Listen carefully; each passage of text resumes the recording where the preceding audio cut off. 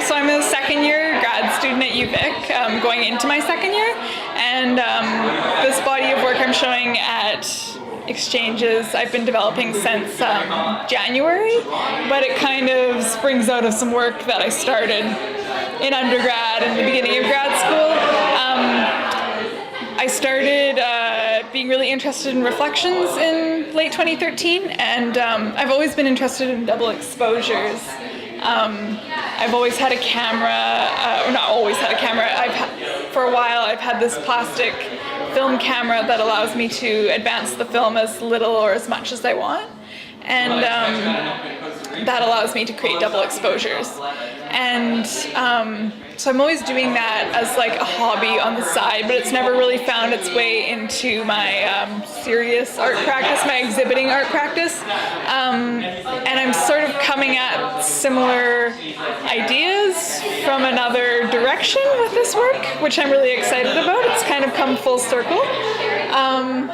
But I got to this idea through having images on the wall and having a piece of reflective glass in between them. And so when you approach the images from either side, you see the image reflected back onto itself from either side.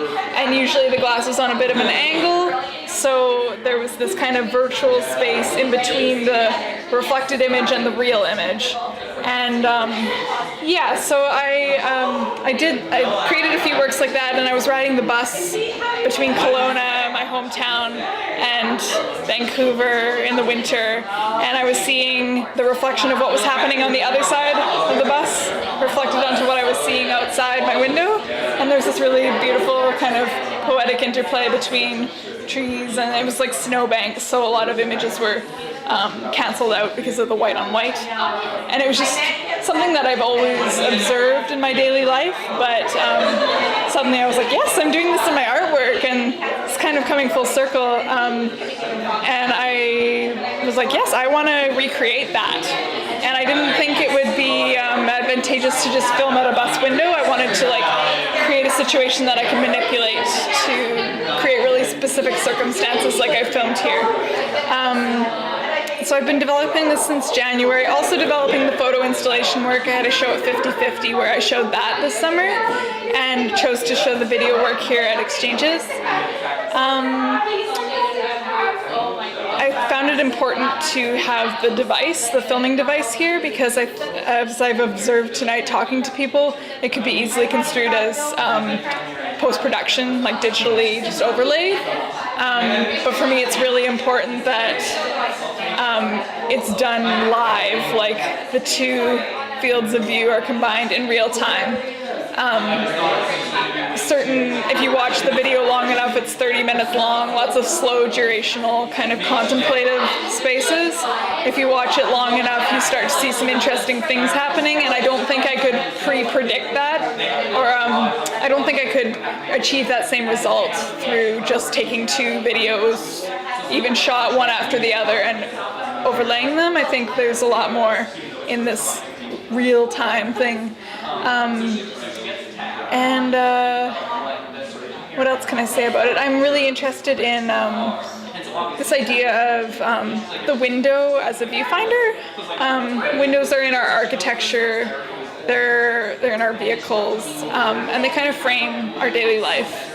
And so do, we don't really take, a lot of people don't take cameras around with them anymore per se, but they take their phones with them, and they're constantly snapping for whatever, just for themselves, for Instagram, for Facebook.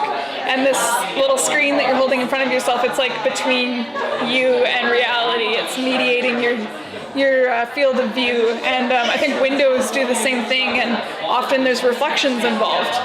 I'm just really interested in how that affects our perception of space, and we might overlook it a lot, or we might notice it. And yeah, it's these images or the video and the stills pulled from the video, they're about our perception of space, I think. Yeah.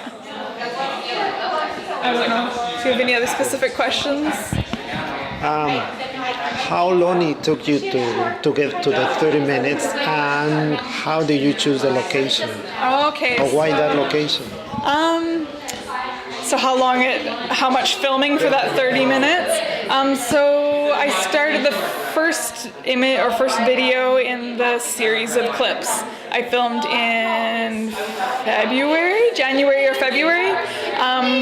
Most of them were filmed over the summer. I've gone out on many occasions. A lot of times it was too windy. I got frustrated. The light wasn't right. Whatever. So many bad conditions. It's a really finicky situation to work with. I've had the privilege of working at ExhibitVic through my master's over the summer, so I've just been working on my artwork, and I've had the privilege of going out and shooting a lot. But what you see at the 30 minutes, I probably filled maybe 5 or 6 hour-long tapes. So that's condensed to the best 30 minutes. I think the best 30 minutes. And as far as locations go, I've done a lot of traveling over the year to the Okanagan, my hometown. And I did a lot of filming there as well, but sometimes I had some previous devices that weren't as sophisticated as this one, and they just weren't cutting it, so those ones got nixed. And a lot of the footage from the Okanagan was too windy, but I always find myself shooting over a body of water because it allows me to line up those horizon lines, which creates this compelling image. If the images are too disparate, like if it's some shrubs on one side and a boat on the other, it's just a boat on some shrubs. But if it's this continual repeating elements and repeating geographical kind of patterns, when they overlay, I find that creates the most compelling image and the most kind of push and pull between, I'm not sure if I'm on, like which image I'm on, and I'm not quite sure which element is on what plane of existence, and it keeps you interested in the image. And I chose, just for this work, I'm showing in Victoria, I'll shoot in Victoria, I'm here, I'll nix the Okanagan work for now, but I'd like to go and find other specific locations and really find what is the most compelling about those spaces to create new work in the future. Yeah.